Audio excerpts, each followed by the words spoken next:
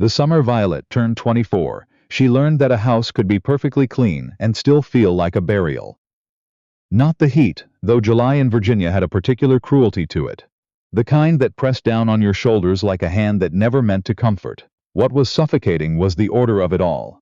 The pressed linens folded at exact angles. The breakfast table set before dawn, because Mr. Aldwin Peck rose at 6 and expected his eggs waiting when he arrived. The way the whole house held its breath the moment his boots hit the floorboards. Violet had been married to Aldwin for 3 years. She had agreed to the arrangement the way most women in Culpeper County agreed to such things in 1871. With gratitude dressed up as consent. Her father, Mr. Orrin Slade, had called Aldwin a steady man, reliable. He had land and a good name and no visible vices, which, her father explained, was more than most women could hope for. Violet had said yes because she did not know how to say anything else. She had been 21. She had believed, the way young women sometimes believe things that are easier to accept than to examine. That steadiness might become warmth over time. That quiet might turn to peace. That a man who did not love her might at least come to regard her as necessary. He never did. Aldwin regarded Violet the way he regarded the house itself, as something that should function without requiring acknowledgement. She kept his records. She managed the household accounts with more precision than he ever knew, because he never looked at them closely enough to know. She entertained his business associates, remembered their wives' names, their children's ages, their preferred cuts of meat. She was, by every measure that mattered to Culpeper society, an excellent wife. She understood this the way one understands a fact that offers no comfort. What she did not fully understand, not until the evening of the 14th of July, was how little any of it meant to him. It was a Thursday. Aldwin had invited 2 men from Warrenton to discuss a timber contract, Mr. Grady Foss and a younger man everyone called Breckett, though Violet suspected that was not his Christian name. She had prepared the study with whiskey and cold cuts, and the good crystal that she polished herself every 3rd week. Then she had retreated to the kitchen, as she always did, because Aldwin preferred his business conversations without the presence of wives. She had gone back for the decanter. That was all. She had simply forgotten the decanter, and the kitchen door to the study hallway stood slightly open, and she heard her name before she could announce herself. "Violet?" Aldwin was saying, and his voice had a looseness to it that the whiskey produced. Not drunk, just unlaced. She is exactly as useful as a good clock. Accurate, quiet. You never have to think about it. Laughter. Grady Foss's laughter she recognized. Low and rolling. Breckett's was sharper. "That's a generous thing to say about a wife," Grady offered. "I'm a generous man," Aldwin said, and there was more laughter, and the sound of glass meeting glass. Violet stood in the hallway with the decanter in both hands, and felt something go very still inside her. She had known she was not loved. She had accommodated that fact so thoroughly that she had almost stopped feeling the shape of it.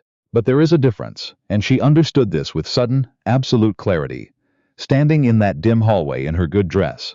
There is a difference between knowing your husband does not love you and hearing him reduce you, in front of other men, to a clock.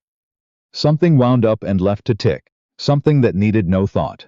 She stood there for another moment. She did not cry. She was not certain she could have, even if she had wanted to. She set the decanter down on the hallway table. She walked back through the kitchen. She climbed the back stairs. She sat on the edge of the bed she shared with Aldwin Peck and looked at her hands in her lap and thought with remarkable calm. I cannot stay here, not because she had somewhere to go. She did not exactly, not because she had money. She had $14.60 in the small tin box behind her sewing basket. Money she had quietly kept from household overage, across 2 years, a few cents here, a quarter there, never enough to be noticed. She had not been saving it toward anything, not consciously, but she had been saving it. Not because she had a plan. Because there are moments when the absence of a plan matters less than the presence of certainty, and Violet was, for the first time in 3 years, entirely certain. She opened the wardrobe. She took her gray wool traveling dress, the one practical enough to walk in. She took her mother's shawl. She took the tin box. She took the small leather folio in which she had kept, without entirely knowing why, meticulous notes on the household accounts. Every expenditure, every receipt, 3 years of Aldwin's financial life documented in her careful hand. She looked at the ring on her left hand. It was a plain gold band. Aldwin had chosen it, because it was appropriately priced for a man of his standing without being extravagant. She had worn it for 3 years without once being asked whether she liked it. She placed it on the nightstand. It made a very small sound against the wood. She took her bag and went down the back stairs and out through the kitchen door into the July night. The air outside was dense and warm, thick with the smell of cut grass and something sweet she could never name. One of those Virginia summer smells that existed only after dark. The house behind her glowed from the study windows. She could hear, faintly, the sound of men's voices, and then laughter again, distant now, already receding. She did not look back. The road north toward Brandy Station was 4 miles of packed dirt, and Violet walked it in the dark with the stars overhead and the sound of her own breathing for company.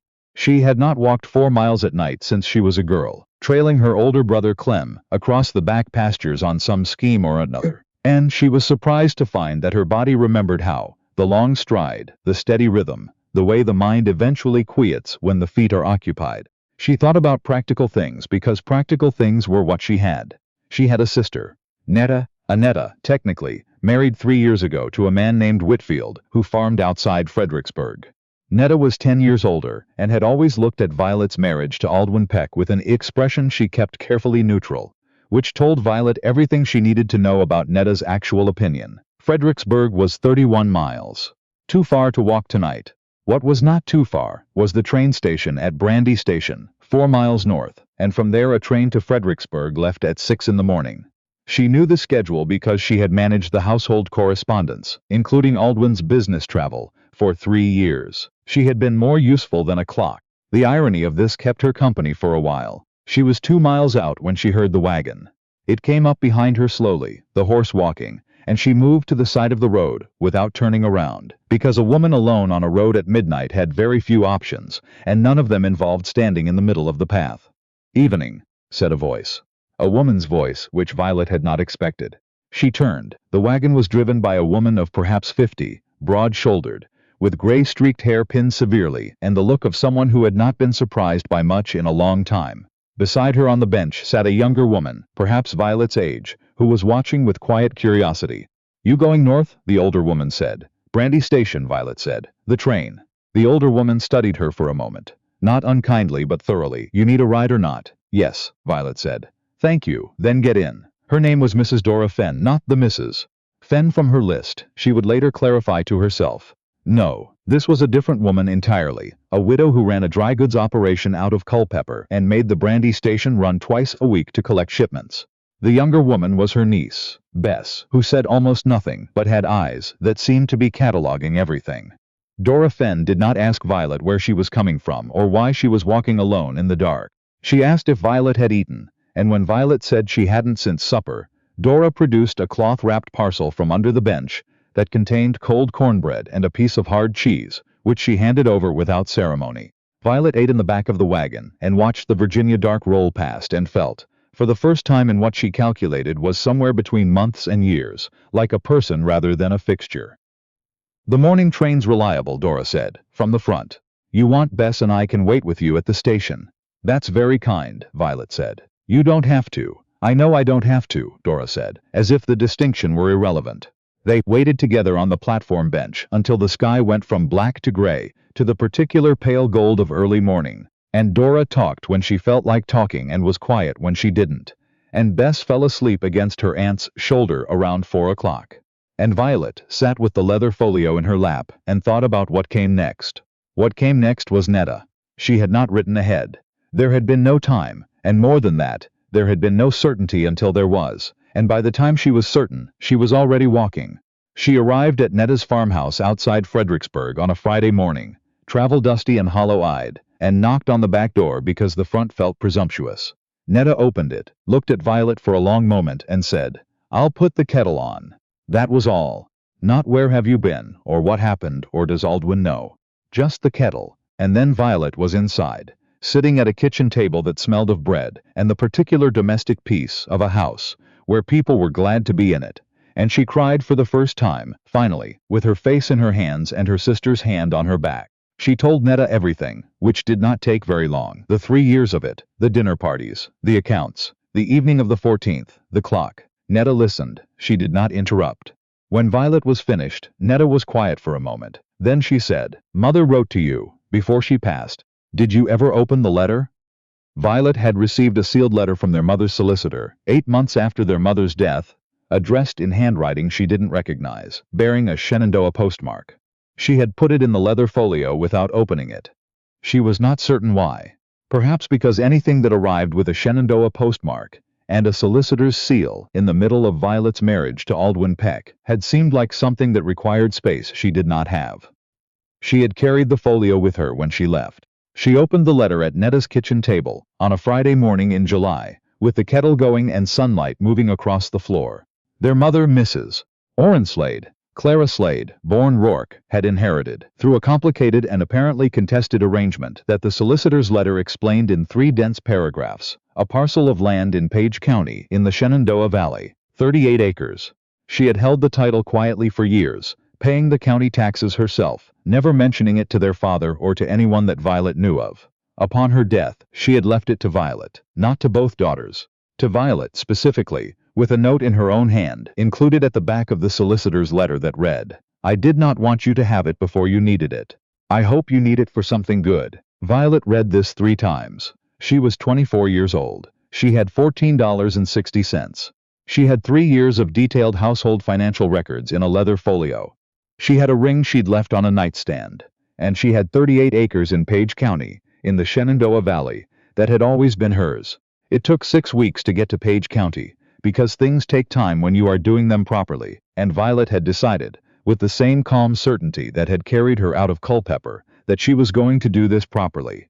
Netta's husband, Mr. Gideon Whitfield, was a quiet man with a practical turn of mind who said almost nothing, but spent 3 evenings at the kitchen table, helping Violet understand what she would need to establish a legal claim on land that had been quietly sitting for 2 years. He recommended a solicitor in Fredericksburg named Mr. Aldous Crane, not on the list, a new name, who was, he said, thorough and did not charge more than his work was worth.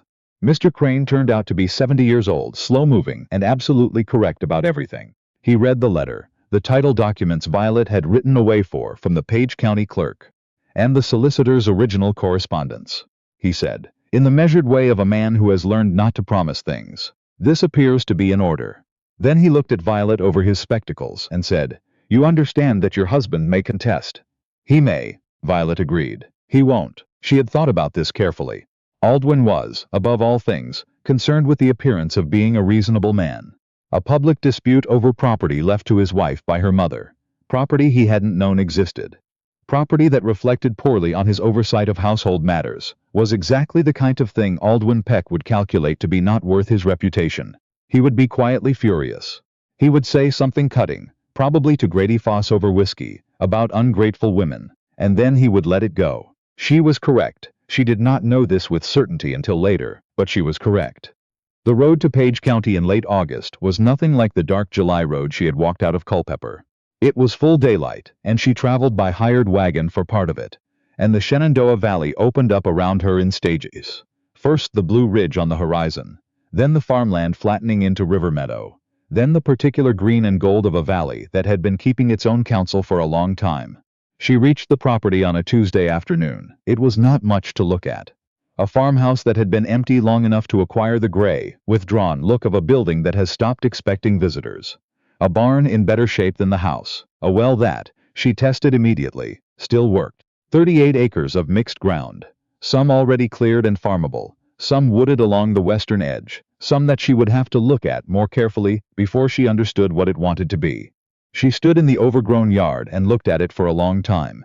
A woman came across the neighboring fence line about 20 minutes later, middle-aged, wearing a practical apron, with the look of someone who had decided to come see for herself, rather than wait to be introduced. Her name was Mrs. Pratt. Eunice Pratt. Her husband had farmed the adjacent land for 15 years, and had watched the Slade parcel sit empty, with what Violet suspected was a complicated combination of respect and impatience. "You the daughter?" Mrs. Pratt asked. "The younger one," Violet said. Mrs. Pratt looked at the farmhouse. "It needs the porch fixed first," she said, not unkindly. "Everything else can wait, but if you don't fix the porch before the weather turns, you'll lose more of the south wall." "I'll need to find a carpenter," Violet said. "My husband knows one," Mrs. Pratt said. "And there's a woman 3 farms east, name of Bertie Cook, who runs a kitchen garden that turns a fair profit at the Luray market.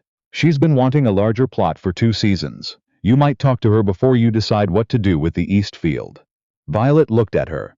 You've been thinking about this property for a while. Mrs. Pratt shrugged with the economy of a woman who does not waste motion. It was good land sitting empty, she said. Seemed a shame.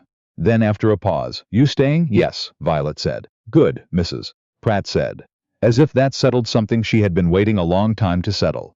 The months that followed were not simple. Violet had not expected them to be. She learned things she had not known she would need to learn. Which boards in the farmhouse floor were safe and which were not, how to negotiate with a carpenter who was accustomed to taking longer than he said he would.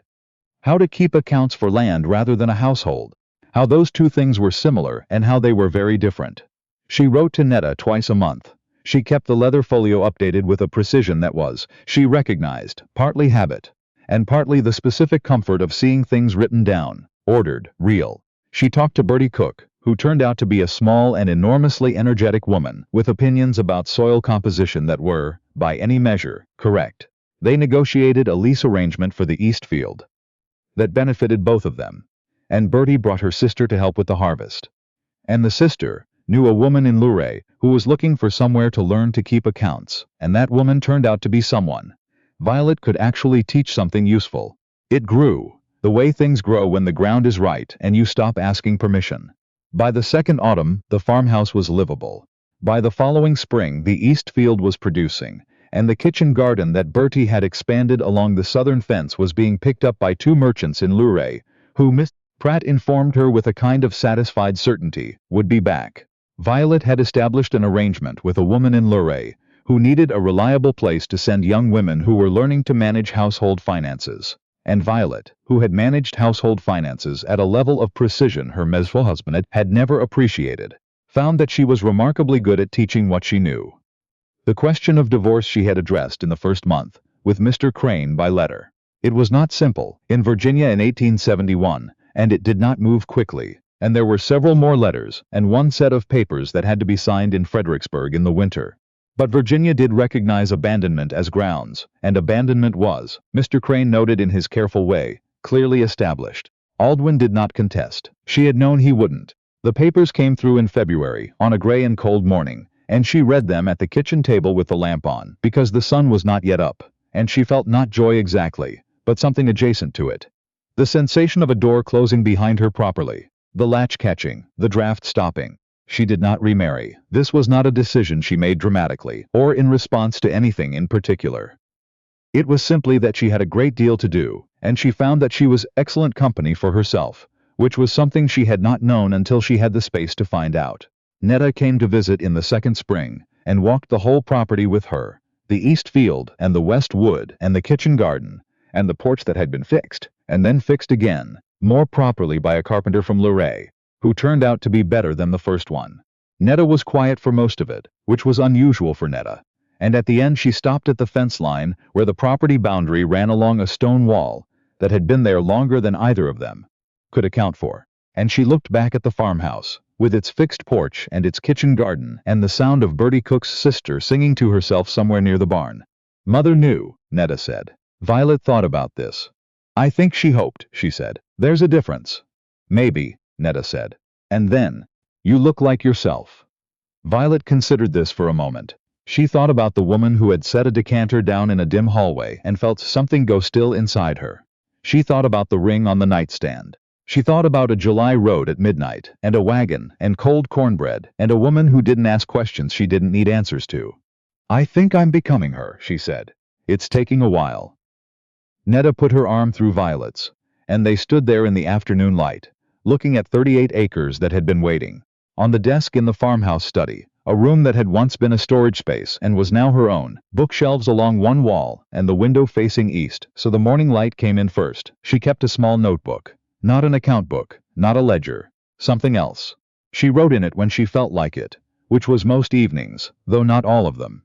She wrote about the land, about what Bertie Cook had said that week about the soil in the upper field, and whether she was right, about a letter she'd received from a woman in Luray, who had used what she'd learned about household accounting to renegotiate a contract her husband had signed, without consulting her, and who wrote with the kind of contained amazement of a person who has just discovered they had more leverage than they knew, about what it felt like to sit in a room that was entirely her own, with the lamp on and the accounts in order, And the house quiet in the good way. Not the held breath quiet of waiting for boots on the floorboards, but the quiet of a place that had no reason to brace itself.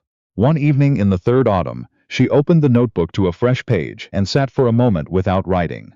Outside, the Blue Ridge was doing what it did in October, going from green to rust to something almost purple at the edges, changing the way things change when they don't hurry about it. She thought about what her mother had written. "I hope you need it for something good." She picked up the pen. At the top of the page she wrote the date, October 9, 1874, and then, below it in her careful hand, she began to write down what she knew.